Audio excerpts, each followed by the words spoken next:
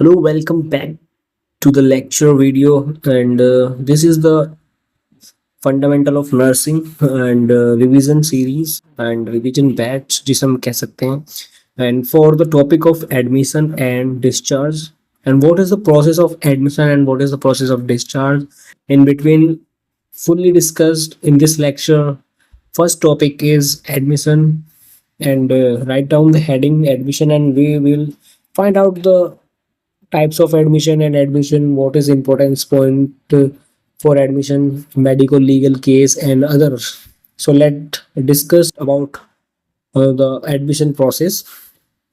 सबसे पहले तो हेडिंग नाइस. ओके, तो सबसे पहले एडमिशन आता है. एडमिशन, व्हाट इज एडमिशन, तो इसको डिफाइन करते हैं. It is allowing the patient to stay in a health care facility.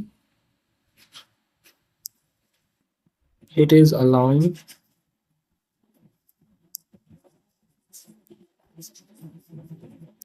the patient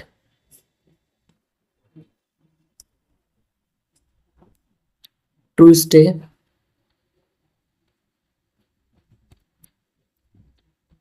in a healthcare facility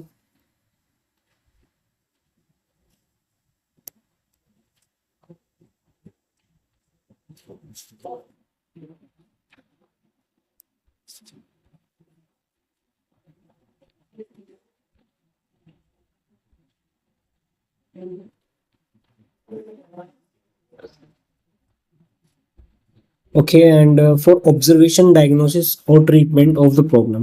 किसके लिए? For observation,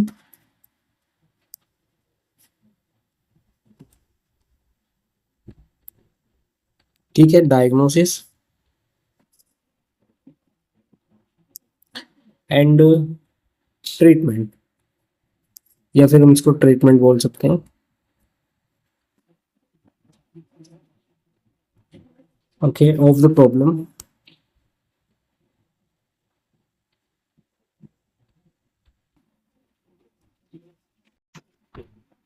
so admission discharge का हम फर्स्ट एडमिशन पढ़ रहे हैं.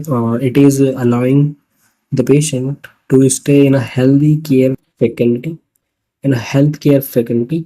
ओके, एंड फॉर किसके लिए? ऑब्जर्वेशन के लिए, डायग्नोसिस के लिए, या फिर ट्रीटमेंट के लिए जो भी इसमें मिलेगा उसके लिए वो एडमिशन ले रहा है ना. ऐसा तो नहीं है कि वो घर से आया उठ के लो भाई मेरा एडमिशन कर लो हॉस्पिटल में, मैं वैसे ही आया हूँ. नहीं नहीं, ऐसा कुछ नहीं है. ठीक, सबसे पहले तो वो क्या करेगा कि प्रॉपर एक एडमिशन फॉर्म फिल करेगा. उसके बाद वो एडमिशन ले लेगा. ठीक है, फिर उसका डायग्नोसिस होगा, ऑब्जर्वेशन होगा, उसका ट्रीटमेंट प्लान बनेगा जो भी उसकी प्रॉब्लम है उसके अकॉर्डिंग. ठीक है, तो यहाँ पे हमने वही डिस्कस किया है कि ऑब्जर्वेशन होगा एंड प्रॉब्लम और डायग्नोसिस को आइडेंटिफाई करेंगे. Okay, next we have types of admission. तो स्टूडेंट्स, टाइप्स ऑफ एडमिशन में हम कितने टाइप्स के एडमिशन करते हैं उस पर बात करेंगे. सबसे पहला टाइप्स होता है हमारा रूटीन एडमिशन. तो रूटीन एडमिशन से आपको पता चल रहा है कि रूटीन से आ रहा है. ठीक है, तो ये है प्रायरली प्लान एडमिशन होता है. एक प्लान एडमिशन होता है for a client for diagnostic procedure और ट्रीटमेंट के लिए. अगर कि डायग्नोस्टिक प्रोसीजर करवाना है उसको कोई, जैसे कि आपको एक्सरे करवाना है, सीटी स्कैन, एमआरआई, तो ये शॉर्ट टर्म के लिए होता है. रूटीन एडमिशन होता है इनका. ठीक है, जब उसका डायग्नोस्टिक खत्म हो जाएगी तो वो चला जाएगा. ठीक है, फिर हमारा आता है second is emergency admission. So what is emergency admission?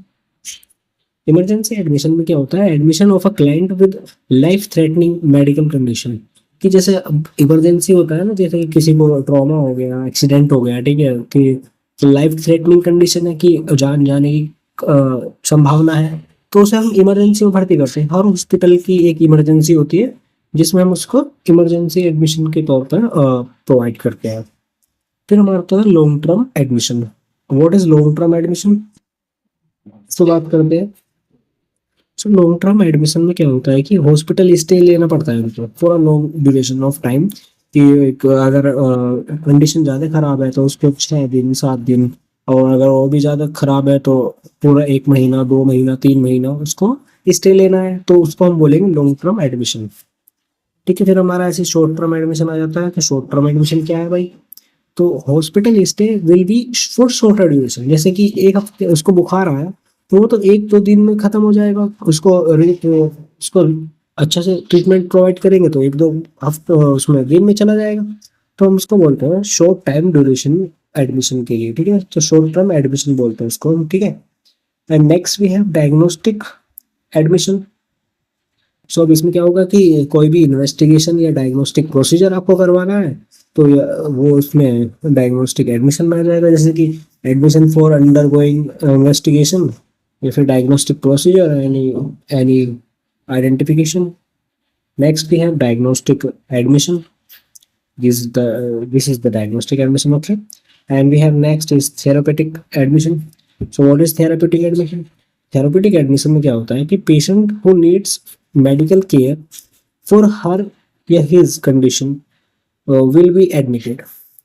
तो अगर उसको केयर की जरूरत है, मेडिकल केयर की जरूरत है, उस कंडीशन को देखते हुए उसको लग रहा है कि हाँ मुझे ज़रूरत है अपने ट्रीटमेंट करवाने के लिए, किसी मेडिकल कंडीशन को सही कराने के लिए, तो वो एडमिट हो जाएगा। थेरेपेटिक उसको एडमिशन बोलते हैं हम, ठीक है। नेक्स्ट में होता है हमारा एक इम्पोर्टेंट है, ये भी इसको नोट कर लेना। तो इसमें हम बोलते हैं medico legal issue related conditions या फिर एडमिशन जिसे बोलते हैं। तो इसमें क्या होता है, चीफ मेडिकल ऑफिसर जो होता है या फिर police need to be inform.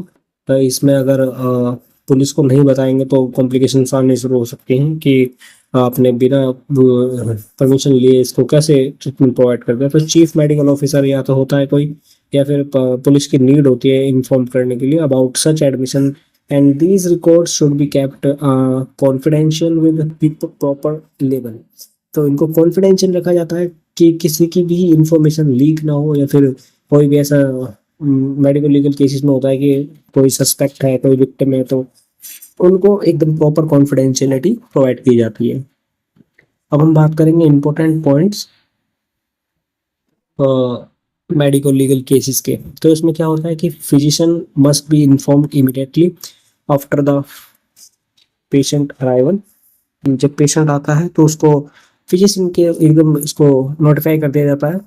And जो पेशेंट रिकॉर्ड है वो कॉन्फिडेंशियल रखा जाता है। एंड लॉक एंड की अंडर लॉक और की उसको ताले में रखा जाता है, ठीक है। And patient belongings should be kept under custody, और जो पेशेंट के बिलोंगिंग है उनको कस्टडी में रखा जाता है। एंड प्रोवाइड किया जाता है female patient should be examined bye a female physician. जो फीमेल पेशेंट होती है वो हमारे फीमेल फिजिशियन के थ्रू एग्जामिन की जाएगी, उसको कोई मेल नहीं करेगा अगर वो फीमेल है तो, अगर फीमेल पेशेंट है, ठीक है। और maintain complete record related to. So यहाँ पे हमें इन्फॉर्म्ड कंसेंट भी चाहिए होता है, ताकि हम उसको प्रॉपर हम दिखा सके मेडिको लीगल केसेस के ऑफिसर कि हम पे इन्फॉर्म्ड कंसेंट है। तो must be taken from patient और relative before doing any invasive procedures.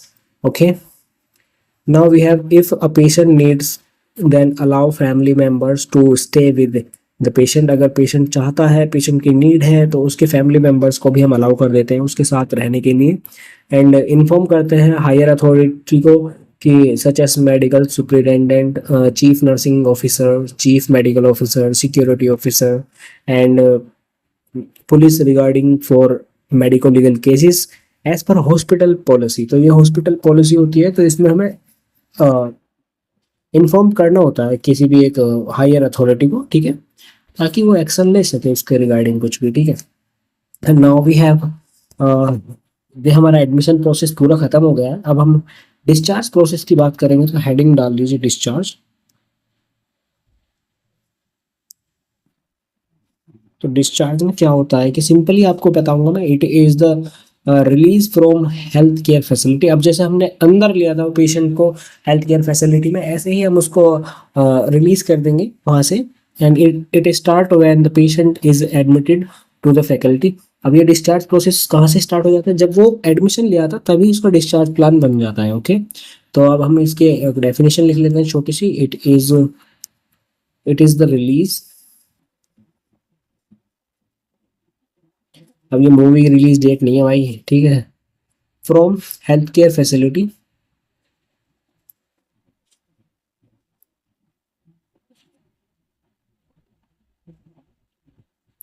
ठीक है। एंड इट स्टार्ट फ्रॉम, जैसे मैंने आपको बताया, it start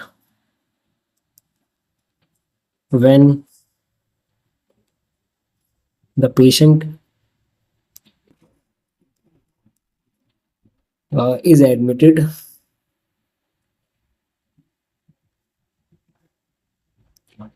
to the facility. Okay.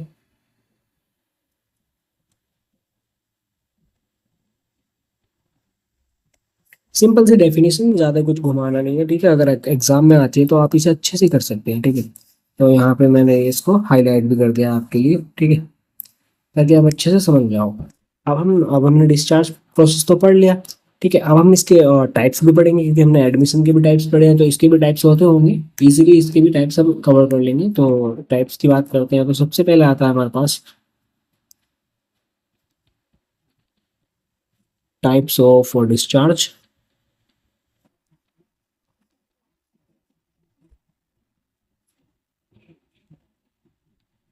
ठीक है। सबसे पहला टाइप आता है हमारा प्लान डिस्चार्ज। तो इसमें प्लान में आपको समझ में आ रहा होगा कि कैसे, कि सब कुछ प्लान है पहले से ही, तो उसको हम बोलते हैं प्लान डिस्चार्ज। तो प्लान डिस्चार्ज में क्या होता है कि patient is relieved from the hospital once the purpose of admission is completed. जब हमारा एडमिशन का पर्पस कंप्लीट हो गया है, ठीक है। जैसे कि मान लीजिए वो कोई ट्रीटमेंट करवाने आया था, उसका 1-2 दिन का पर्पस हो गया है पूरा, तो वो उसको हम रिलीज कर देंगे पेशेंट को, उसको बोलते हैं प्लान डिस्चार्ज, ठीक है। एंड नेक्स्ट वी हैव हमारे पास है सेकंड हमारा LAMA, that is called leave against medical advice. ये आपने पढ़ा होगा, जरूर आपने कहीं ना कहीं सुना होगा, ठीक है। तो लीव अगेंस्ट मेडिकल एडवाइस में क्या होता है कि पेशेंट लीव करता है और the health care facility against medical advice for various reasons, जैसे कि the recent terminology for LAMA is discharge against medical advice, जिसे हम डामा भी बोलते थे। Okay, DAMA, discharge against medical advice. But इसको हम इसमें सिंपल सा बता रखा है सामने ही, इसमें कुछ ज़्यादा जोन जवान की जरूरत नहीं है। तो leave against medical advice, medical advice की वजह से उसको लीव मिल जाती है। And next we have referral advice, भी हम इसे सॉरी रेफरल और या फिर ट्रांसफर, रेफरल या फिर ट्रांसफर। नेक्स्ट हमारा टाइप आता है रेफरल या फिर ट्रांसफर। इसमें क्या होता है, तो रेफरल से आपको पता चल रहा होगा, अगर patient is transfer to another health care facility for better treatment और अदर रीजंस। जैसे कि मान लीजिए अगर पेशेंट्स के जो रिलेटिव्स है उन्होंने कह दिया कि हमको डिस्चार्ज कराना है, कि हमको ट्रीटमेंट अच्छा कराना है, कहीं बाहर लेके जा रहे हैं, जैसे कि डिस्ट्रिक्ट हॉस्पिटल में है तो हम स्टेट हॉस्पिटल के अच्छे खासे जगह करा सकते हैं इलाज, जैसे कि एम्स दिल्ली में हुआ, वहाँ अच्छा रेफर कर दिया जाता है पेशेंट्स को। तो उसको बोलते हैं रेफर्ड या फिर transferred for the better treatment, या फिर अदर रीजन भी इसके हो सकते हैं। तो इसमें अगर ट्रीटमेंट अच्छा मिल रहा है, ठीक है,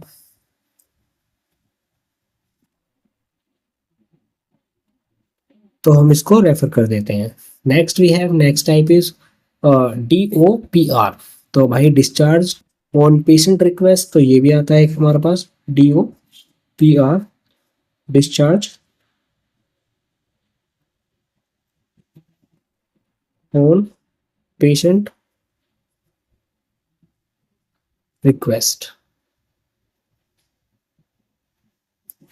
ठीक है। अब यहाँ पे सिंपल सा फंडा है, इसको भी ऐसे कर देता हूँ क्लियर। तो डिस्चार्ज ऑन पेशेंट रिक्वेस्ट, अगर पेशेंट रिक्वेस्ट कर रहा है to leave the hospital and leave against medical advice with the consent of the treating doctor. Okay, अगर कंसेंट है डॉक्टर का और पेशेंट भी रिक्वेस्ट कर रहा है, तो हम उसको डिस्चार्ज ऑन पेशेंट रिक्वेस्ट के बिहाफ पे लीव कर रिलीज कर सकते हैं। ओके, तो इसमें यही बताया गया है। तो रिक्वेस्ट इसमें अगर पेशेंट करता है तो उसके अकॉर्डिंग हम उसको लीव कर दोगे। Then we have second next another type is,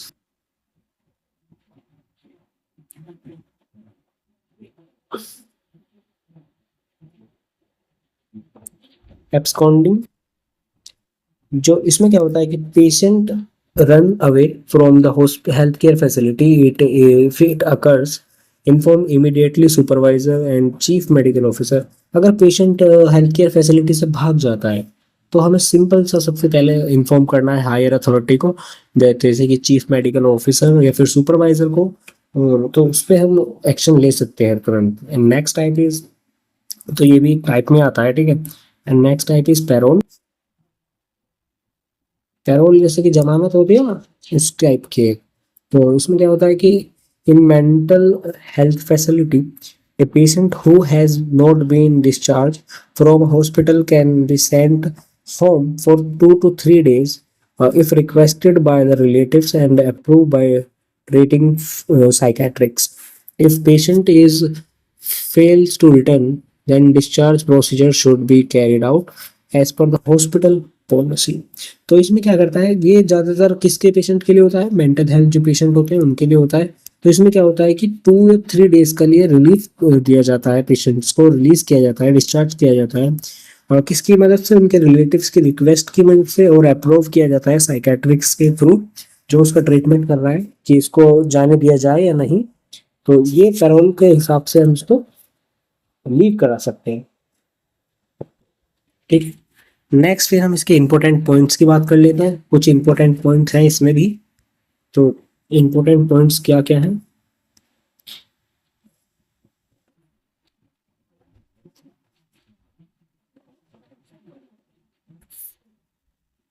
important points देखा जाए तो कि to consider in cases of discharge of medico legal cases, medico legal cases के जो जो भी प्रोसेस है उसको देखते जाए तो patient record should not be handed over to police और legal authority without written permission from the physician. हमें जो भी रिकॉर्ड्स हैं पेशेंट के वो हैंड ओवर नहीं करने हैं पुलिस को और लीगल अथॉरिटी को विदाउट रिटन परमिशन। अगर वहाँ से कोई रिटन परमिशन नहीं आती है तो जब तक हमको उसको हैंड ओवर नहीं करने हैं पेशेंट्स को, ठीक है। मतलब जो पुलिस है या फिर हायर अथॉरिटी है उसको रिटन परमिशन लेटर लेना है, तभी हम उसको हैंड ओवर कर सकते हैं, ठीक है। Name and complete detail of the person should be entered to whom patient record and belonging hand over, okay. जिससे भी हमने हैंड ओवर किया है उसकी पेशेंट की या फिर नेम पूरा रखना है उस पर्सन का, ताकि हम उसको मेडिकल लीगल केसेस के उसमें चढ़ा सकें, ठीक है। और जो एमएलसी पेशेंट होते हैं गोइंग टू लामा एंड डामा, इनको leave against medical advice and discharge against medical advice को पूरा किया जाता है, ठीक है। एम ए एंड DAMA डामा, तो ये सब चीज़ के बिहाफ पे हम उसको छोड़ सकते हैं। एंड जो डिस्चार्ज रिकॉर्ड होंगे should be kept under lock and की, उसको लॉक किया जाएगा और की अपना सुपरिटेंडेंट या फिर जो भी होगा हायर अथॉरिटी उसके पास होगी। और जो prior permission from the chief medical officer should be obtained before handing over unclaimed dead bodies to the police. फिर भी हमें वहाँ पे परमिशन चाहिए कि मेडिको लीगल केसेस है तो इसमें परमिशन चाहिए हमें किसकी, हायर चीफ मेडिकल ऑफिसर की, to hand over the body, okay, dead body, okay. So these are the admission and discharge process, and hope you all understand very well. And if you have any query, just comment below and comment down. And you can also reach to the comments